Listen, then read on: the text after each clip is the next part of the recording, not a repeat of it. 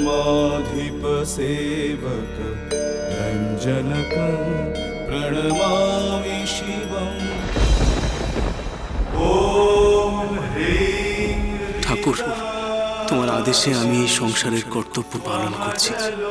দেখো ঠাকুর, যেন আমার কর্তব্য কর্মে কোনো ত্রুটি না থাকে। 2 বছর পার করে আমি যেন আবার সব বাঁধন থেকে মুক্তি পাই।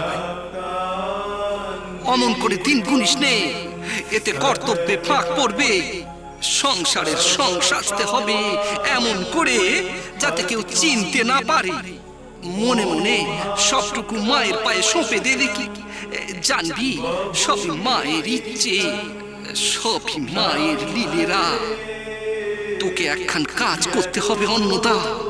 বলো ঠাকুর, আমার উপর তোমার আর কি আদেশ আছে? তোকে দিককে নিতে হবে।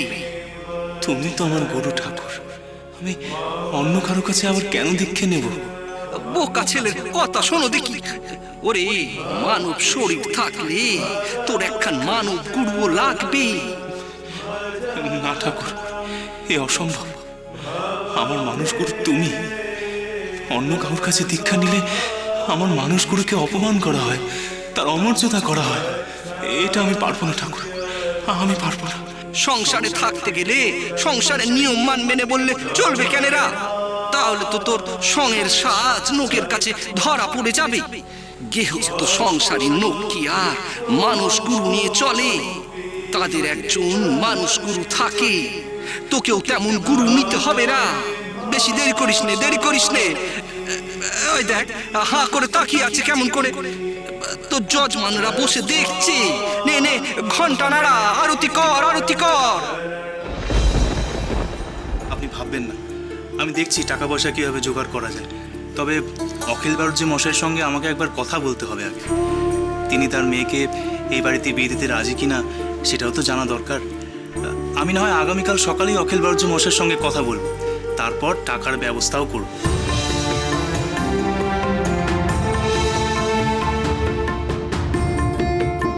যাক বাবা, নিশ্চিন্ত হলাম। দেখেছো দাদা, বলেছিলাম না অন্নদা থাকতে তোমার চিন্তা নাই। মিলল তো? উনি কোথা থেকে এত টাকা আনবেন? ধার করবেন নাকি? কি কাণ্ড! যে মানুষটা সর্বস্ব ত্যাগ করে একদিন বেরিয়ে গেছিলেন, যার এখনো সংসারে পুরোপুরি মন নেই, সে কিভাবে ভাইয়ের বিয়ের জন্য এতগুলো টাকা জোগাড় করবেন? ওকে, উঠে পড়লি কেন বাবা? আর 2টো রুটি দি। না না, আমি আর খাবো না, আমি বরং হাতটা ধুয়ে আসি। ও বাবা, আমাদের কুলগুরুর সঙ্গে আপনার কোনো যোগাযোগ আছে?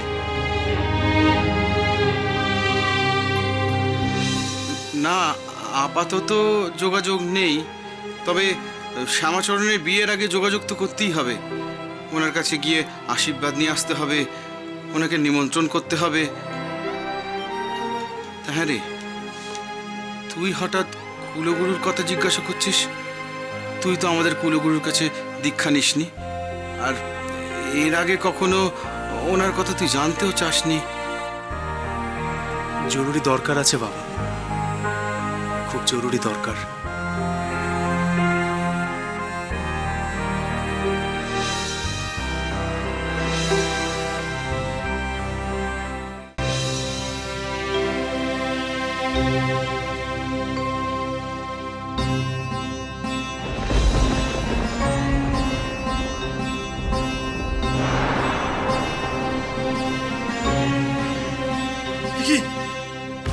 কি হলো হঠাৎ?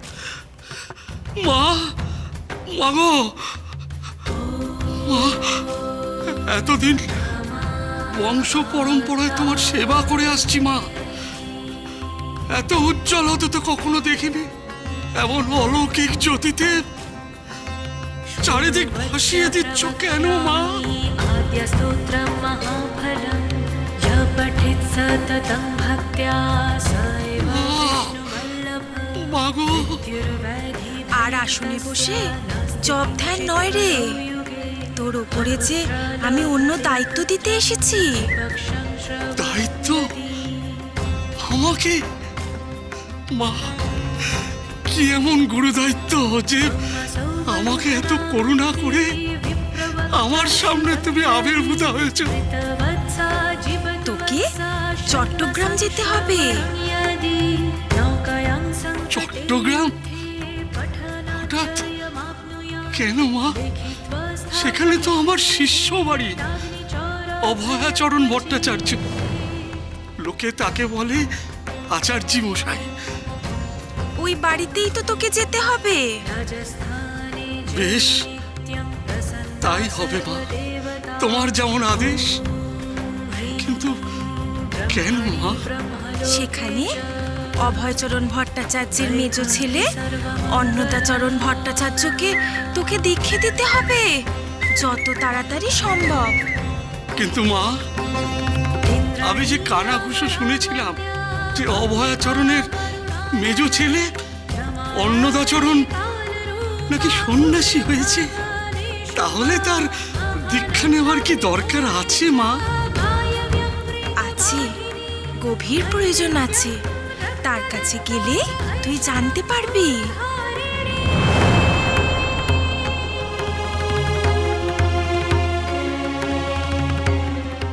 আদিশক্তি আদ্যাপি সোম থেকে শনি সন্ধ্যে ৭টায় আকাশ আট ও প্ল্যাটফর্ম 8-এ।